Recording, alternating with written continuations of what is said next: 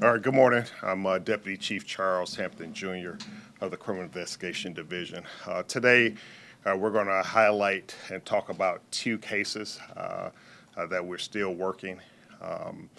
You see the logo for Crime Stoppers. We can't do this alone. I have dedicated investigators behind me, supervisors. We work very hard to try to bring closure to the families of homicides. We know it's hard on the families, but it's also hard on these detectives. They spend countless hours.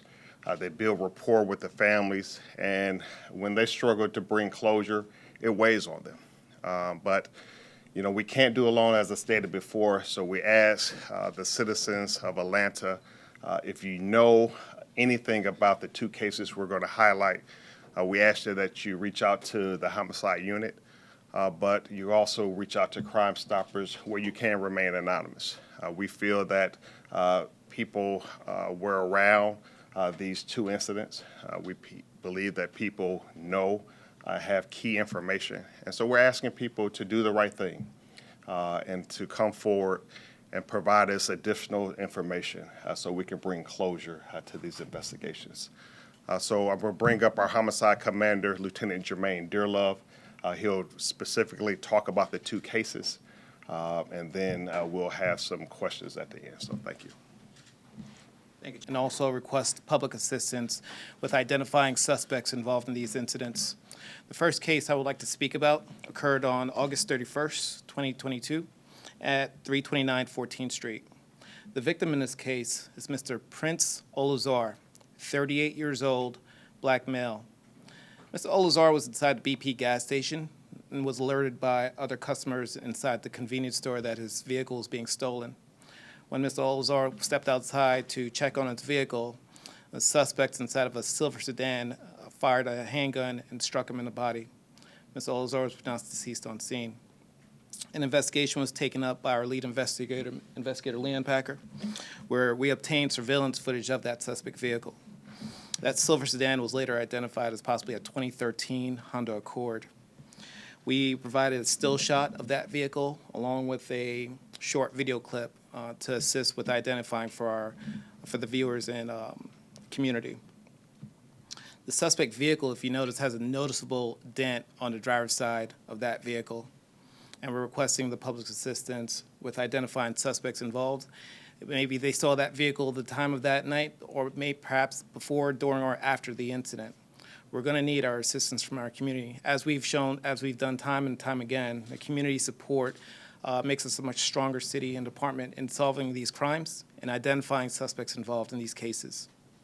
The second case I would like to move on to occurred on July 28th, 2021 at Piedmont Park.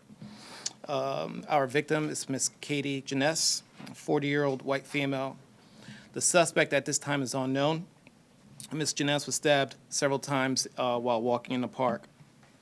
Investigator Churchill is our lead investigator.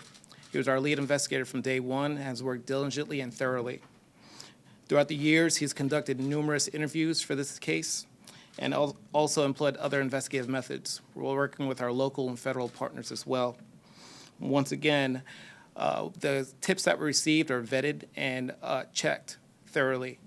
So we're asking the community, you may not even been in the park that night, but if you've heard or saw anything that seems suspicious, just off, please notify us. We will check and confirm every tip. Nothing is too small. A lot of times we'll hear something and try to disregard it, but it's our gut feeling that we have to go off of when we're providing tips for us. Let us investigate these tips, and we'll determine whether it's verified or something that's not substantiated from the case. So if you see something, say something, but also share it as well with us. And once again, we're requesting with the community support, and you can notify Crime Stoppers at 404-577-TIPS. And once again, our lead investigator is Investigator Churchill. Thank you.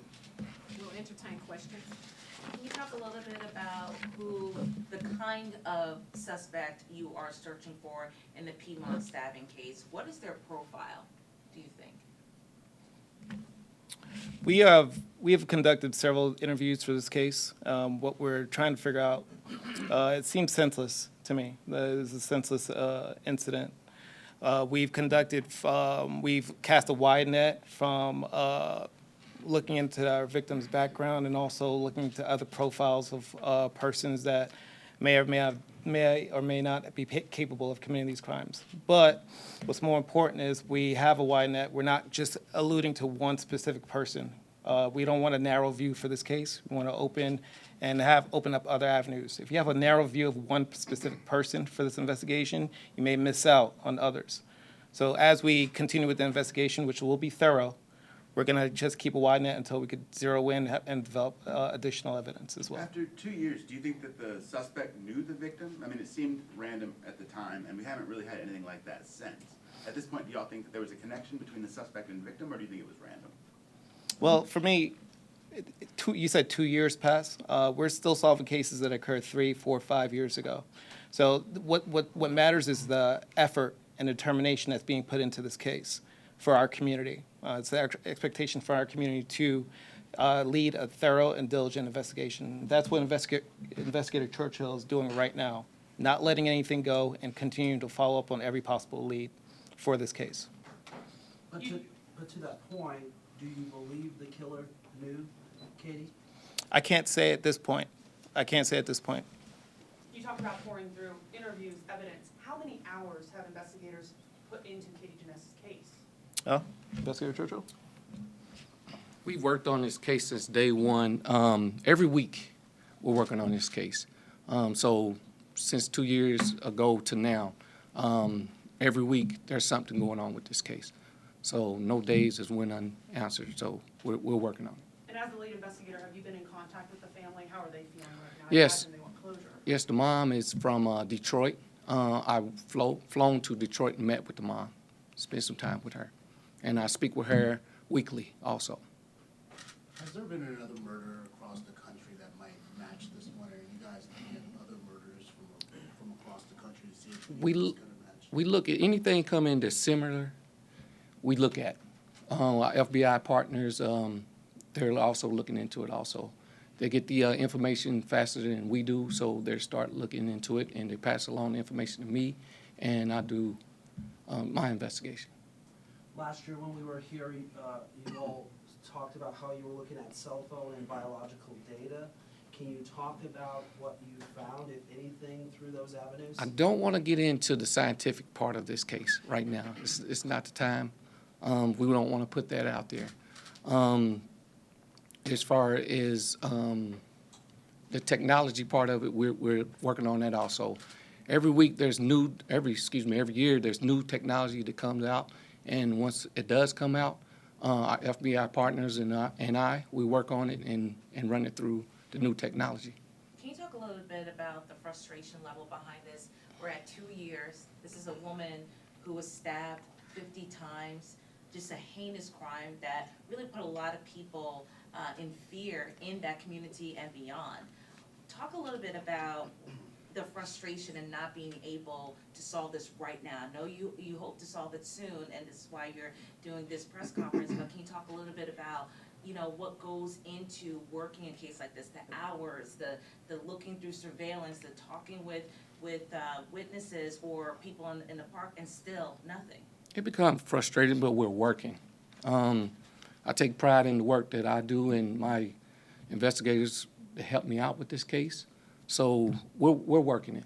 It is frustrating, but we're working it. We want to get it right. Last year, APD was firm that Katie's case is not a cold case. Do you still take that stance?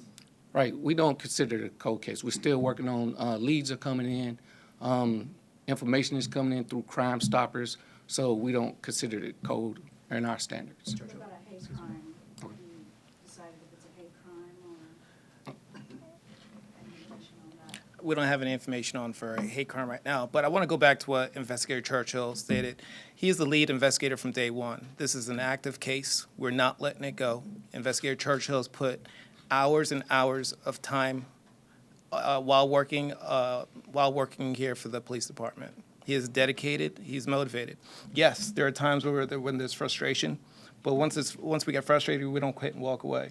We pick back up where we left off, and we continue with the work because our work is important for the department and most importantly for the family and the community as well. Investigator Churchill, how many other cases are you juggling?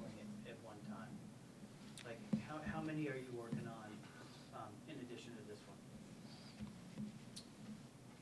Well, since that case, we have, he's our senior investigator, and we do have other cases. We didn't stop with this one case, so we continue on. I believe there are 4 cases Investigator Churchill has been a part of, which are resolved, but we do allocate the time and resources to work this case as well. Has everyone had an opportunity to ask a question? All right, thank you, everyone. Good.